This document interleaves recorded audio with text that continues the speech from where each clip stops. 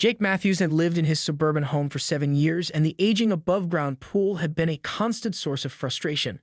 Located in the quiet cul-de-sac of Maple Grove Estates, the property came with a 20-year-old above-ground pool that looked like it had survived multiple economic recessions and several harsh Midwestern winters.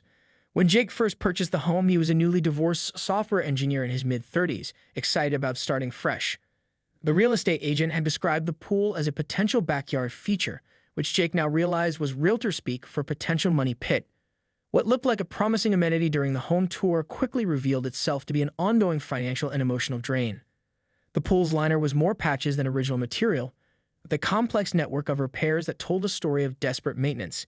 Each summer, Jake would spend hundreds of dollars on chemicals, replacement parts, and temporary fixes. Weekends that should have been about relaxation became marathons of pool maintenance, skimming leaves, balancing pH levels, patching leaks, and wrestling with a filtration system that seemed to have a personal vendetta against smooth operation. Worse still, Jake had never been much of a swimmer. His attempts to enjoy the pool were limited to occasional dips during the most unbearable heat waves, and even then he found more discomfort than pleasure. The pool's rough edges, faded blue liner, and surrounding cracked concrete created an atmosphere more reminiscent of a forgotten municipal recreation center than a private backyard oasis. The neighborhood kids had long since lost interest in the pool. What was once likely a center of summer entertainment now stood as a testament to neglect, a rusting metal frame surrounded by weeds that had begun to claim territory between the pool's exterior and the surrounding ground. Jake could almost hear the pool whispering its maintenance demands, each leak and crack a reminder of the ongoing expenses. Financial prudence had always been Jake's strong suit, a trait that served him well in his tech career.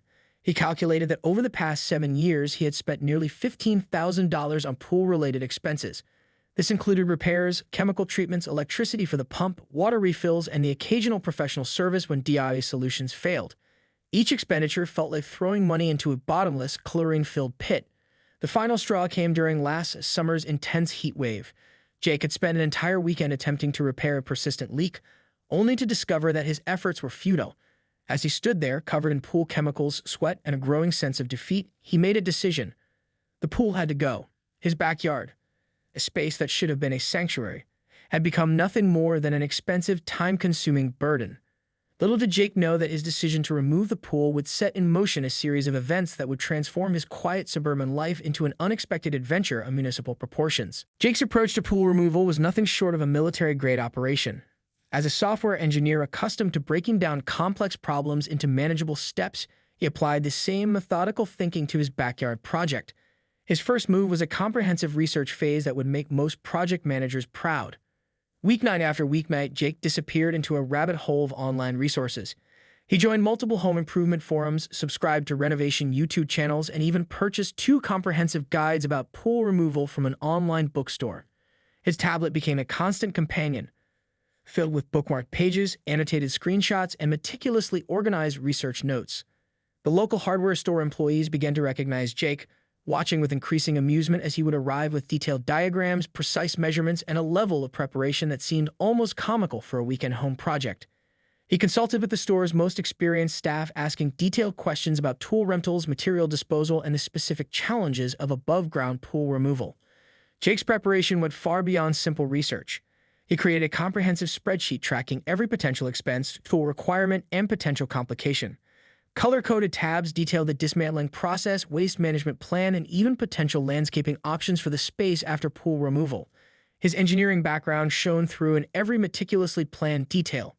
Tools became an obsession. Jake invested in a professional-grade reciprocating saw, heavy-duty cutting tools, multiple sets of work gloves, industrial-strength trash bags, and a rented dumpster that would become the focal point of his driveway. He watched tutorial videos with the intensity of someone preparing for a critical mission, taking notes and practicing techniques in his mind. Permitting was another crucial aspect of his plan. Unlike many homeowners who might skip this step, Jake made multiple trips to the local municipal office. He obtained the necessary permits, consulted with city inspectors about proper disposal regulations, and ensured every legal box was checked. His neighbors began to take notice of the unprecedented level of preparation. The neighborhood became Jake's unintentional audience. Retired Mr. Thompson from across the street would often pause during his morning walk, watching Jake measure, plan, and prepare with a mixture of curiosity and skepticism. Local children would slow their bicycle rides, fascinated by the growing collection of tools and the systematic approach Jake was taking. What started as a simple pool removal had transformed into a neighborhood spectacle. Jake's reputation as the most prepared homeowner on Maple Grove Estates was solidifying with each passing day. Little did he know that his meticulous planning would soon be put to the ultimate test, not from the pool's removal, but from an unexpected source of neighborhood drama. Karen Peterson wasn't just any neighborhood watchdog. She was a retired middle school administrative assistant who had transformed neighborhood surveillance into an art form. At 62, she had perfected the delicate balance between passive-aggressive concern and outright meddling, with a particular talent for making mountains out of residential molehills. Her corner lot on Maple Grove Estates was a testament to her obsessive orderliness. Perfectly trimmed hedges, a lawn that looked like it was maintained by a professional groundskeeping team, and a collection of garden gnomes that seemed to judge every neighborhood activity. Karen's reputation preceded her. The local homeowners association meetings were her personal stage, where she would dissect every minute detail of neighborhood appearance with surgical precision. Jake's pool removal project immediately set off her internal alarm system. From her bay window, she watched his preparations with growing agitation. The meticulously organized tools, the multiple trips to City Hall, the careful planning, none of it sat well with her. In Karen's world, spontaneity was a sin, and unauthorized property modifications were borderline criminal. Her husband, Frank, had long since learned to tune out her neighborhood commentary. Retired from a career in accounting, Frank found more joy in his woodworking hobby than in Karen's constant neighborhood policing. He would occasionally mumble something about letting people live their lives whenever Karen began her latest tirade about some perceived neighborhood infraction. Karen's notebook was legendary among the residents, a leather-bound journal filled with observations, complaints, and meticulously documented neighborhood violations. She had successfully challenged everything from unauthorized fence heights to unapproved garden decorations. Her previous victories included forcing the Rodriguez family to repaint their house after claiming the color was 3 shades darker than the neighborhood palette and making the Wilsons remove a treehouse that allegedly exceeded height restrictions. As Jake continued his pool removal, Karen's surveillance intensified. She began taking photographs from multiple angles, capturing every stage of the deconstruction. Her digital camera, a Christmas gift from her tech-savvy nephew, became her primary weapon. Each click was a potential piece of evidence, each photograph a potential citation waiting to happen. The neighborhood whispered about Karen's upcoming confrontation with Jake. Some residents found her actions amusing, others irritating, but most had learned that challenging her was more trouble than it was worth. She got an uncanny ability to navigate bureaucratic channels, armed with an encyclopedic knowledge of local ordinances and a persistence that would make most lawyers look like amateurs. What Jake didn't realize was that he had become the latest target in Karen's long-standing mission to maintain what she considered the perfect suburban ecosystem. His carefully planned pool removal was about to become her most significant challenge yet, a battle of bureaucratic will against methodical engineering precision. Little did Karen know that her upcoming confrontation would not go precisely as she had meticulously planned. The police cruiser's arrival was a spectacle that quickly drew the attention of the entire neighborhood. Officer Mike Rodriguez and his partner, Officer Sarah Chen, pulled up with the kind of measured patience that suggested they had seen their fair share of suburban disputes. The car's paint gleamed in the midday sun, a stark contrast to Jake's dust-covered work area and the partially dismantled pool. Jake's first indication that something was amiss came when he noticed the officers approaching. His hands, covered in protective work gloves and sporting a light coating of rust and pool liner remnants, paused mid-motion. Years of working in software had taught him to read body language, and these officers carried themselves with a mix of professional courtesy and barely concealed amusement. "Mr. Matthews," Officer Rodriguez called out, his voice carrying a tone that was more conversational than accusatory. Jake nodded, setting down the reciprocating saw he'd been using to carefully cut through the pool's metal frame. The tool's electrical cord trailed behind him like a technological tail, a testament to his methodical approach. The complaint, when revealed, was almost comical in its specificity. Karen had filed a detailed report claiming Jake was systematically destroying property and conducting unauthorized demolition work without proper community oversight. Her complaint included a 17-page document, complete with time-stamped photographs, handwritten notes, and what appeared to be a complex flowchart of Jake's pool removal process. Officer Chen struggled to maintain her professional composure. Her lips twitched with a barely suppressed smile as she reviewed Karen's documentation. The sheer volume of evidence Karen had compiled was both impressive and slightly absurd. One photograph showed Jake measuring a pool section with a laser distance meter, which Karen had annotated with a note reading "Suspicious precision suggests criminal intent." Jake's documentation, in stark contrast, was a model of bureaucratic perfection. Neatly organized permits were produced from a waterproof folder, each document crisp and officially stamped. His city-approved demolition plan was color-coded, with detailed notes about material recycling and waste management. The officers exchanged glances that spoke volumes. This was no ordinary neighborhood dispute. "Ms. Peterson seems to believe you're doing something unconventional," Officer Rodriguez said, his tone carefully neutral. He flipped through Karen's complaint, occasionally raising an eyebrow at some of the more creative interpretations of Jake's actions. One section suggested that the pool removal might be a cover for unknown subversive activities. The backyard itself told a different story. Carefully sorted materials were organized into distinct piles. Metal for recycling, plastics for proper disposal, and reusable components neatly stacked.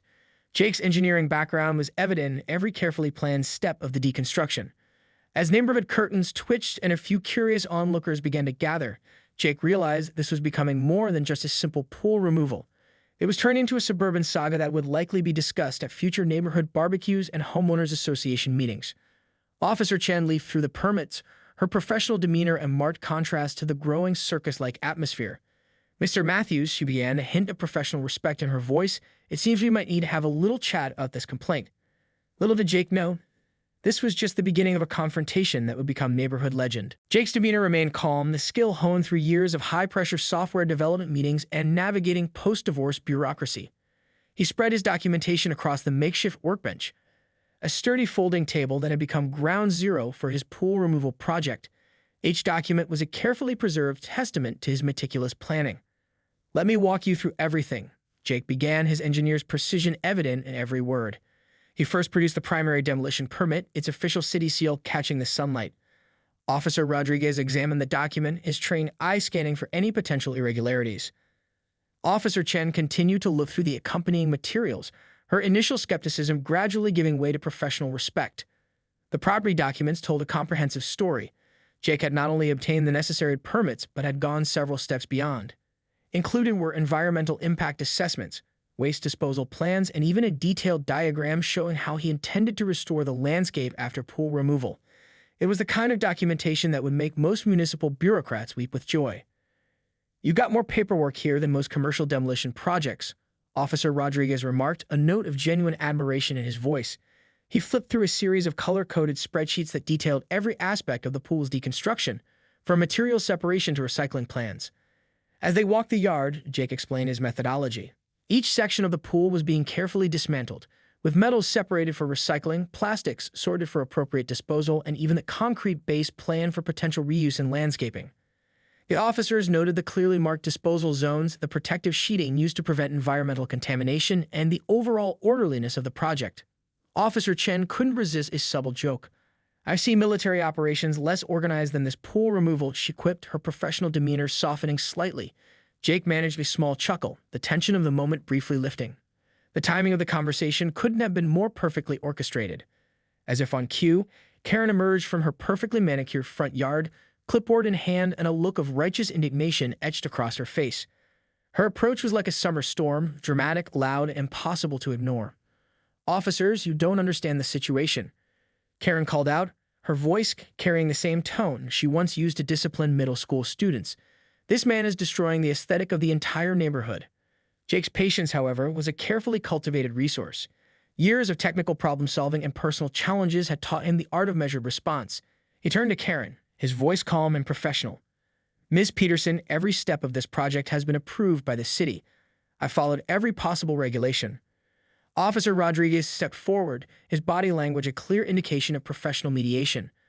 "Ma'am," he began, "Mr. Matthews has provided all necessary documentation. From what we can see, everything is completely in order." The look on Karen's face was a complex mixture of shock, frustration, and the dawning realization that her carefully constructed complaint was about to unravel completely. Her meticulously prepared documentation, which she had believed would be her trump card, now seemed like nothing more than an overzealous exercise in neighborhood policing. As the confrontation reached its peak, the neighborhood watched. Curtains twitched, front doors were slightly ajar, and more than a few smartphones were discreetly recording the unfolding drama. Jake stood at the center of it all, calm, prepared, and entirely in control. The moment Karen stepped fully into the yard, the atmosphere transformed. Her floral print blouse and perfectly pressed khaki pants stood in sharp contrast to Jake's work-worn clothing and the partially dismantled pool. Behind her thick-rimmed glasses, her eyes darted between Jake, the officers, and the ongoing deconstruction project with a mix of desperation and disbelief. "This is completely unacceptable," Karen declared, her voice rising to a pitch that could probably shatter glass. She thrust forward a thick binder, clearly prepared for this moment, filled with what appeared to be printed emails, photographs, and what looked suspiciously like a hand-drawn map of the neighborhood. Officer Rodriguez exchanged a knowing glance with Officer Chen. They had seen neighborhood disputes before, but Karen was quickly becoming a memorable case study in suburban conflict resolution. Her clipboard, now clutched like a weapon, seemed to vibrate with indignation. "Do you have any idea what this will do to property values?" Karen continued, her finger jabbing in Jake's direction. "An improperly removed pool can cause ground settling, potential sinkholes, drainage issues." Each point was punctuated with the kind of dramatic emphasis typically reserved for courtroom speeches. Jake, to his credit, remained calm. He pulled out additional documentation, geological surveys, soil reports, and detailed landscaping plans that he had commissioned specifically to address potential environmental concerns. The reports were so comprehensive that they made Karen's binder look like a child's school project. "I'd already consulted with a licensed landscaper and a geological engineer," Jake explained, his voice steady. "Every potential ground impact has been assessed and planned for. The area will actually improve the overall property value and drainage of the lot." Officer Chen couldn't help but be impressed. She whispered something to Officer Rodriguez that sounded suspiciously like, "This guy is more prepared than most professional contractors." Karen's argument began to lose steam. Her carefully constructed narrative of neighborhood destruction was crumbling under the weight of Jake's meticulous documentation. The neighborhood onlookers, those who had been watching from their windows and driveways, began to lean in closer, sensing a dramatic shift in the confrontation. "But the aesthetic," Karen sputtered, her final line of defense. "Above-ground pools are a neighborhood feature. What will people think?" Mr. Thompson, the retired neighbor who had been watching from across the street, chose that moment to chime in. "Honestly, Karen," he called out, "that pool's been an eyesore for years. Jake's actually improving the neighborhood." The collective murmur of agreement from surrounding neighbors was almost audible. Karen's face began to flush, a combination of embarrassment and mounting frustration. Her carefully orchestrated complaint was unraveling faster than a cheap sweater. Officer Rodriguez stepped forward, his professional demeanor softening slightly. "Ma'am," he said diplomatically, "Mr. Matthews has followed every possible legal and procedural requirement. There's nothing here that suggests any kind of violation." Karen's final weapon, her extensive complaint and carefully compiled evidence, now looked like nothing more than an overzealous attempt at neighborhood policing. The officer's body language made it clear that not only was Jake in the right, but her complaint was bordering on harassment. As the confrontation reached its peak, Jake remained the picture of calm professionalism. He had transformed what could have been a simple home improvement project into a masterclass of preparation and measured response.